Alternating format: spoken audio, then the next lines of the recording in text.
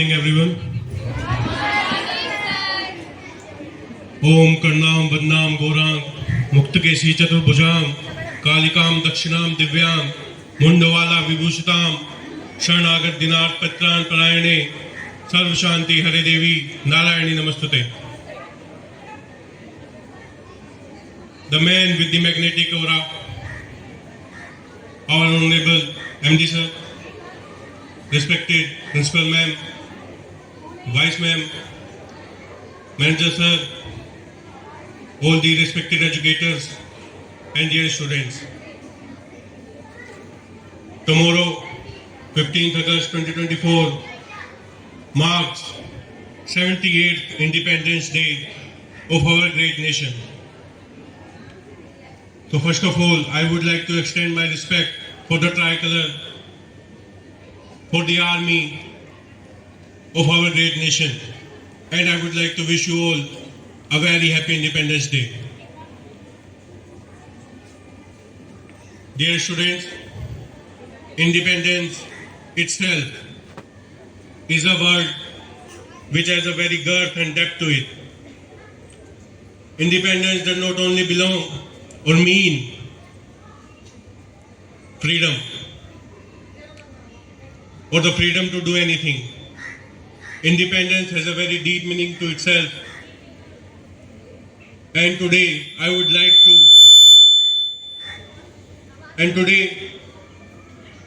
to tell you all what is the true meaning of independence that our ancestors who fought for independence, they taught us and they mean it. Ladies and gentlemen and students, independence means culture and civilization sovereignty. Independence means political sovereignty. Independence means the pride, the progress and development of a nation. Independence means the secular nationalism. Independence means the militant nationalism. स्वतंत्रता एक धर्मनिरपेक्ष राष्ट्रवाद को संबोधित करती है. स्वतंत्रता एक मिलिटेंट नेशनलिज्म सक्रिय राष्ट्रवाद को शोभित करती है. स्वतंत्रता का मतलब केवल आजादी से नहीं है. स्वतंत्रता का मतलब एक देश किस तरह प्रोग्रेस कर रहा है, किस तरह उसकी डेवलपमेंट हो रही है, कैसे उसका यूथ उसके फ्यूचर को संभालने के लिए अपने आप को तैयार कर रहा है. इस भारत माता के वीर पुत्र वीर सावरकर जी ने हमें बताया था कि कैसे एक सक्रिय राष्ट्रवाद, एक धर्मनिरपेक्ष राष्ट्रवाद एक राष्ट्र की डेवलपमेंट में, उसकी उन्नति में हेल्प करता है. Secular nationalism not only mean that we only take care of our secularism or our secular beliefs. He told us about the real meaning of Hindutva. Hind, जो हिंद का है वो हिंदू. वीर सावरकर जी ने ये मोटो रखकर इस भारत देश को आजादी दिलाने में अपने प्राण न्यौछावर किए थे. हिंदू ना केवल एक धर्म, ना केवल एक जात और ना केवल एक राष्ट्र पर आधारित है. सिंध, सिंध से बना हिंद और हिंद से बना हिंदुत्व. अगर हम इस मोटो को लेकर अपनी लाइफ में चलते हैं तो हम अपने देश के किसी काम आ सकते हैं. And then there comes the militant nationalism. There is no defense without offense.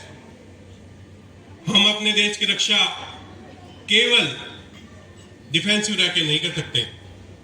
You have to be offensive to be defensive. Any kind of threat, any kind of small threat can be cleared out not only by defensive but by offensive. इस सोच को आगे रखकर सुभाष चंद्र बोस ने आजाद हिंद फौज की रचना की थी। हम अक्सर पढ़ते हैं कि अहिंसा ने हमें आजादी दिलाई थी। नो स्टूडेंट्स, केवल अहिंसा से हमें आजादी नहीं मिली थी। अगर भारत देश में आजाद हिंद फोर्स का गठन नहीं होता तो भारत देश कभी आजाद नहीं होता।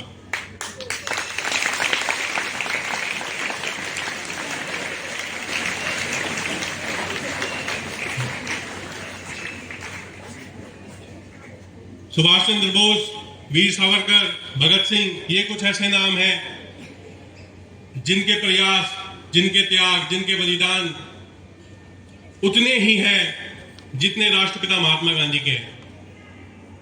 मैं किसी भी अपने व्यक्तित्व से यह दावी नहीं कर रहा कि महात्मा गांधी के प्रयास नहीं थे। उनके व्यक्तित्व के बराबर ना भारत में आज तक कोई हुआ है, ना आगे कभी होगा। परंतु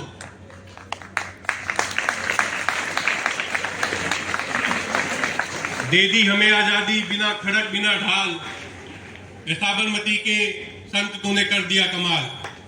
बिना खड़क बिना ढाल की आजादी भारत को नहीं मिली थी।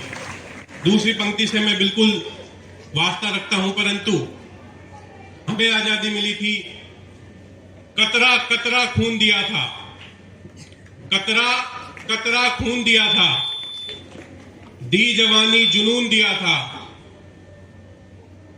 खड़े अंग्रेज माने नहीं तो गोलियों से भूंज दिया था।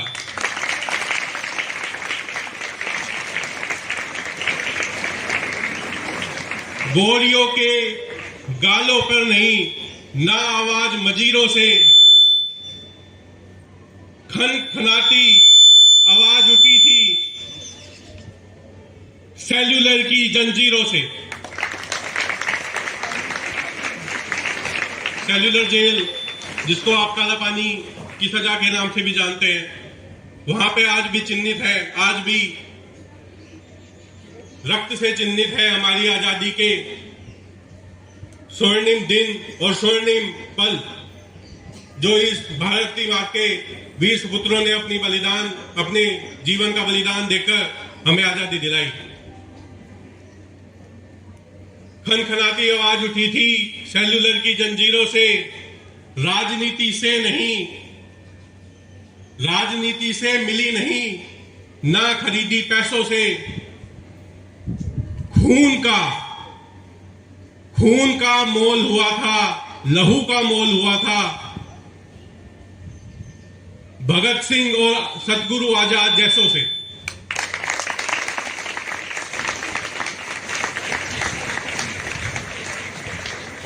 भगत सिंह, चंद्रशेखर आजाद,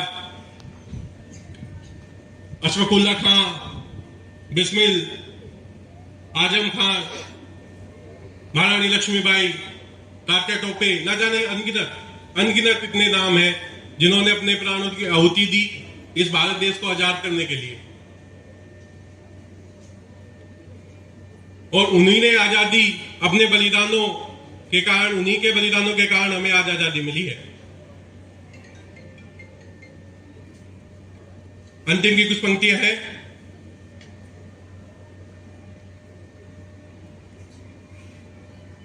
माओ ने गोली खाई थी, माओ ने गोली खाई थी, बच्चे लटके फंदों पर, आजादी की डोली उठी थी कुर्बानी के कंधों पर।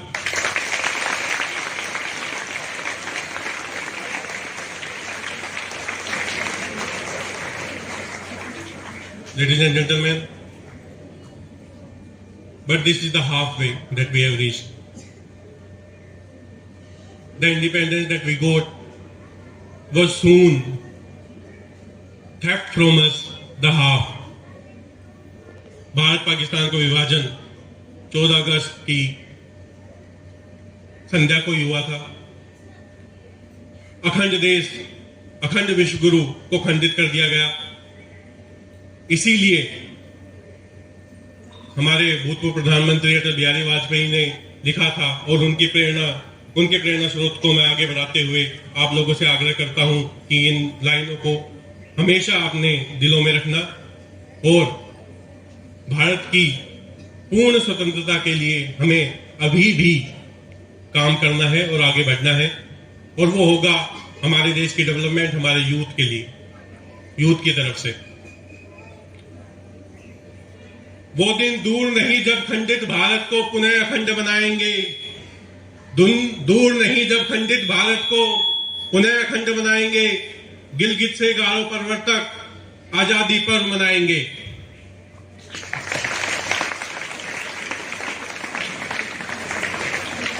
उस स्वर्णिम दिन की करो तैयारी, उस स्वर्णिम दिन की करो तैयारी, कमर कसो बलिदान करो, जो पाया उसमें खो ना जाओ, जो खोया उसका ध्यान करो। इन्हीं पंक्तियों के साथ अपनी वाणी को विराम देता हूं।